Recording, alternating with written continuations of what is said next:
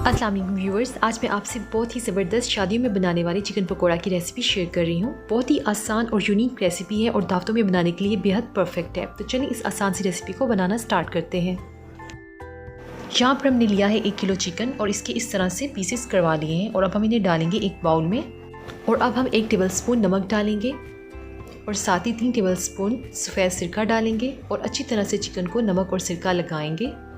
सिरका और नमक लगाने का फ़ायदा यह है कि इससे चिकन में जो स्मेल होती है वो ख़त्म हो जाती है। और अब हम इसके अंदर सादा पानी डालेंगे और इसे 5 मिनट के लिए ऐसे छोड़ देंगे।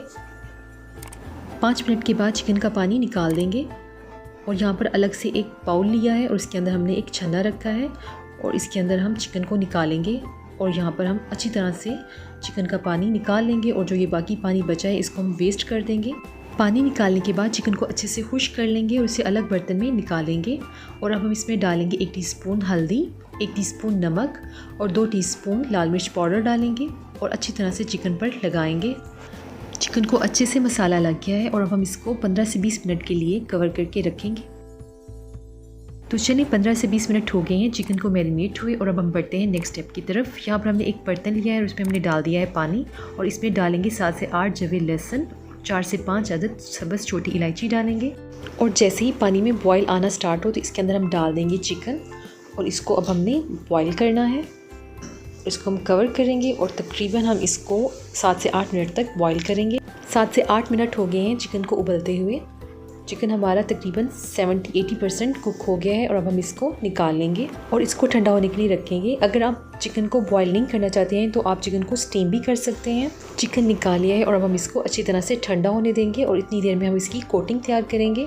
तो यहाँ पर हम लेंगे 1.5 टीस्पून लाल मिर्च पाउडर, 2 टीस्पून लाल कुटी हुई मिर्चें, ½ टीस्पून हल्दी पाउडर, 1 टीस्पून धनिया पाउडर, 1 टेबल स्पून कुटा हुआ ज़ीरा, 1 टीस्पून भरकर चाट मसाला, 1 टीस्पून गरम मसाला, 3 टेबलस्पून नींबू का रस डालेंगे, 1 टीस्पून नमक, 2 टेबलस्पून कॉर्नफ्लोर डालेंगे और 1.5 कप के करीब हमने यहाँ पर बेसन लिया है वो डालेंगे और थोड़ा सा पानी शामिल करेंगे और इसका पेस्ट बनाएंगे। थोड़ा थोड़ा करके इसके अंदर हम पानी डालेंगे और इसका एक स्मूथ सा हमने पेस्ट बनाना है। पेस्ट बहुत ज़्यादा गाढ़ा नहीं होना चाहिए, इसका हमने पतला पेस्ट बनाना है। तो चलिए ये सब अच्छे से मिक्स हो गया और अब हम इसमें 1-2 चुटकी जर्दे का रंग डालेंगे, 3 अदद बारीक कटी हुई सब्ज़ मिर्चें डालेंगे और 1 टेबलस्पून सफ़ेद तिल शामिल करेंगे और 3 टेबलस्पून के करीब हम इसके अंदर दही डालेंगे और इसको अच्छे से हम मिक्स करेंगे। तो ये देखें कितना प्यारा कलर आ गया है और बेसन की कंसिस्टेंसी इतनी होनी चाहिए, बहुत ज़्यादा गाढ़ा बेसन नहीं होना चाहिए। चिकन भी अच्छे से ठंडा हो गया और ये देखें ये 70-80% तक चिकन अच्छे से गल चुका है और अब हमने चिकन को इस बेसन के अंदर कोट करना है। अच्छी तरह से सभी चिकन पीसेस को इसके अंदर रखेंगे और इसके ऊपर बेसन को लगाते जाएंगे। इस तरीके से हमने सभी पीसेस के ऊपर बेसन लगाना है। सभी पीसेस पर बेसन अच्छे से लग गया है और अब हमने यहाँ पर लिए हैं सफ़ेद तिल, वो हम इन पीसेस के ऊपर लगाएंगे। इससे एक तो ये बहुत खूबसूरत लगते हैं और इसके साथ साथ इनका टेस्ट भी बहुत मज़े का आता है। इस तरीके से हम इनके ऊपर सफ़ेद तिल लगाएंगे और इनको हम फ्राई करेंगे।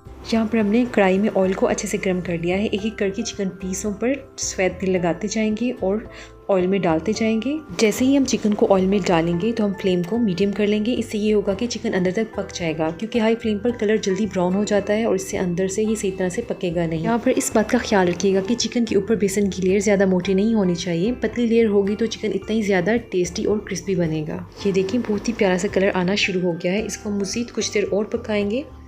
तो ये देखें बहुत ही अच्छे से हमारा चिकन पकोड़ा फ्राई हो गया है और अब हम इसको निकालेंगे और सर्व करेंगे।